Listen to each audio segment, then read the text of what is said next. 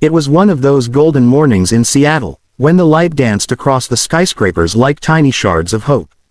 The streets were alive, buses hissed, cars hummed, and people rushed through the misty air holding coffee cups like tiny promises.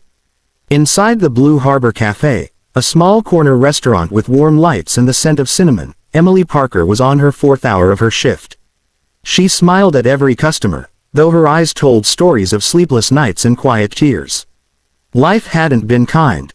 Her mother was sick, the bills were stacked, and yet, she still found a way to make every stranger feel seen. At the far table near the window, a man in a tailored navy suit sat alone, scrolling through his phone. Daniel Reed, CEO of Reed Tech Innovations, one of Seattle's fastest-growing companies. To the other customers, he looked powerful, confident. But inside, Daniel was exhausted. The world only saw his success, not the weight he carried. A marriage that had fallen apart, a father lost too soon, and a company facing a scandal that could destroy everything. Emily noticed his untouched coffee, and out of habit, walked over with her usual gentle tone. "Everything all right, sir? Would you like me to warm that up?" Daniel looked up, forcing a polite smile. "Sure, thanks. Just a long morning." When she turned to refill the cup, something strange caught her eye. A man in a black leather jacket sitting 2 tables away, watching Daniel too intently. Her heart began to race. The man's hand slipped something into his pocket, then he stood and approached the counter, pretending to check his phone. Emily had seen enough faces to recognize trouble. Her instincts screamed. Moments later, the man brushed past Daniel's table, subtly dropping a small vial into Daniel's half-empty cup. Nobody noticed. Nobody. Except Emily. Her pulse thundered. Should she call the police? Tell her boss? But if she made a scene, it could make things worse. She had seconds to act. She grabbed a napkin, scribbled quickly with a shaking hand. "Don't drink it. Leave now." As she set the new cup down, she slipped the note beneath his saucer and whispered, "Fresh coffee." On the house, Daniel glanced at her, confused. Then, as she turned to walk away, his eyes caught the note. His heartbeat quickened. He looked around, saw the man in the jacket heading toward the exit, and something inside him said, "Trust her." He stood up, leaving his coat behind, and followed Emily toward the back hallway. "Hey," he whispered urgently, "what's going on? What did you see?" Emily's hands trembled. "That man. He put something in your cup. You need to go, now." Through the kitchen, out the back door. Daniel froze, staring at her. His voice dropped to a whisper. "You're serious?" Her eyes, raw, earnest, and afraid, said everything. In that moment, Daniel's entire world slowed down. He didn't know this young waitress, didn't even know her name, yet she'd just risked her job, maybe her safety, for him. He took her hand gently. "Come with me," he said. She shook her head. "I can't. My manager." But before she could finish, the man in the jacket stepped back inside. Their eyes met across the cafe. And then, Emily made the choice. "Okay," she whispered, breath trembling. "Let's go." They slipped out through the back alley, where the morning air turned crisp and heavy with rain. The city's hum felt distant now, just the sound of their hurried steps echoing against wet pavement. A delivery truck idled nearby, its driver distracted by a call. Daniel opened the passenger door. "Get in." Emily hesitated. "Where are we even going?" "Somewhere safe," Daniel said. "I'll explain everything once we're away from here." They climbed in. As the truck rolled through the city streets, Emily glanced at him. "You're that guy, right? From the news." "The CEO." He gave a dry chuckle. "Guess I'm not that good at staying invisible." "Why would anyone want to hurt you?" she asked quietly. He sighed, running a hand through his hair. "There's a deal, a merger worth billions. Someone's trying to stop it. I thought the threats were empty emails. I was wrong." Emily looked out the window, heart pounding. "I just did what anyone would do." "No," Daniel said softly, turning toward her. "Most people wouldn't have noticed. Or cared. You did both." They drove until the city thinned into green hills and the highway curved toward Lake Sammamish Park, one of those places where Seattle's chaos melted into silence. They got out, walking under the canopy of trees. The air smelled like pine and rain. Emily leaned against a wooden railing overlooking the lake. I didn't mean to get dragged into this, she whispered. Daniel smiled faintly. Maybe we were supposed to meet.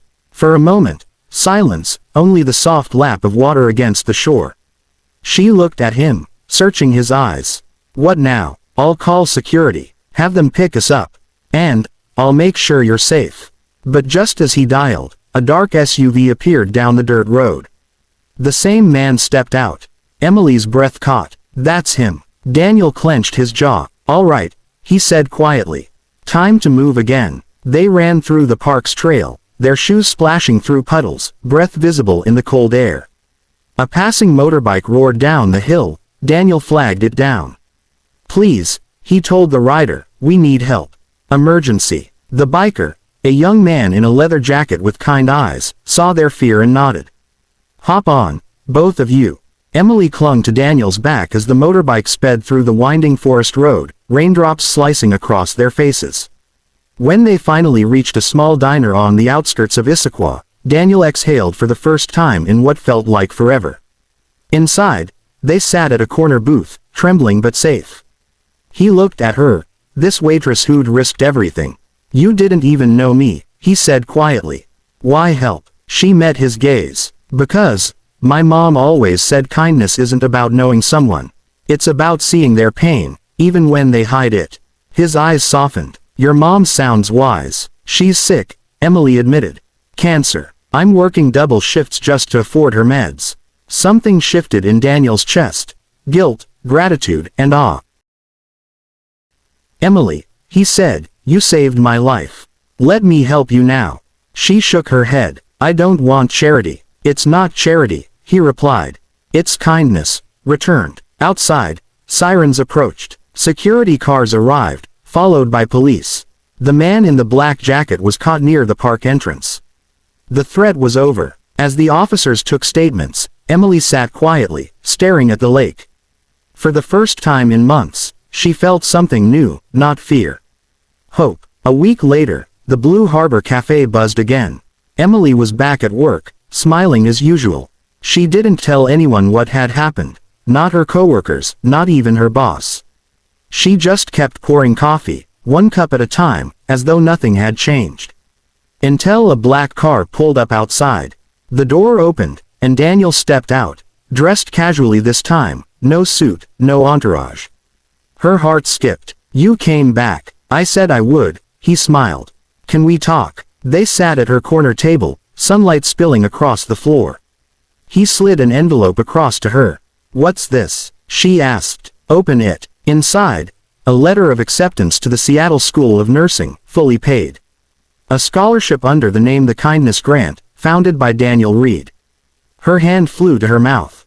You didn't. He smiled gently. I did. You said your dream was to help people. Now you can. Consider it a small return for saving my life. Tears filled her eyes. Daniel, I can't accept this. Yes, you can, he said softly. Because this isn't charity. This is a chain reaction. You started it. She looked down, tears glistening. I don't even know what to say. He reached across the table, his voice warm. Just promise me something. What? When you're a nurse, and you see someone hurting, someone you don't know, help them. Like you helped me. Emily nodded, wiping her cheeks. I promise. Outside, the city shimmered in afternoon light. The cafe's bell jingled as Daniel left, disappearing into the rhythm of traffic. But something lingered, a connection, invisible yet powerful. A reminder that kindness never truly ends. Months later, a helicopter flew over the Seattle skyline. Inside, Daniel looked down at the glowing city, a place forever changed by a single act of kindness. His company had recovered. The scandal was cleared. Life moved on. But every week, he still visited the cafe, still sat at the same table. And sometimes, when Emily's nursing classes allowed, she'd stop by to see him too. Two strangers, bound not by fate, but by compassion. Sometimes the smallest act, a note on a napkin, can save a life, heal a heart, and change the world. Movie camera. Dear viewers, a personal message. If this story touched your heart, please take a moment to leave a comment below. Tell us what kindness means to you. Don't forget to like, share, and subscribe to our channel, Kindness Quest. where every story reminds us that humanity still shines, even in the busiest cities and darkest hours. Remember, kindness costs nothing, but its echoes last forever.